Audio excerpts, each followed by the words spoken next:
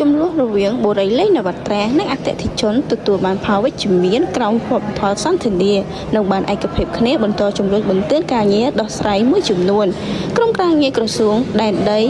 និងសំណង់និងរដ្ឋវិបាលខេត្តកណ្ដាលបានបន្តដឹកនាំកិច្ចប្រជុំចម្រុះនិងដោះស្រាយករណីទិញលក់ដីឡូគម្រោងបុរីលេងនវត្រានិងអតិថិជនដោយធ្វើការបន្តពិនិត្យលើសំណេះសំណងសំណុំពររបស់អតិថិជនក្រោមគម្រោង 6A និងជ្រែក100កាលពីថ្ងៃទី15ខែវិច្ឆិកាឆ្នាំ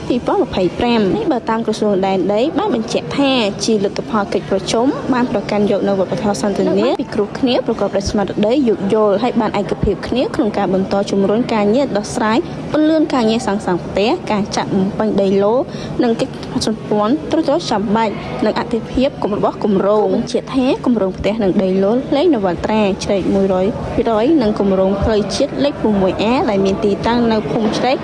100និងអន្លង់តូឃុំមាសស្រុកកំបូរខេត្តកណ្ដាល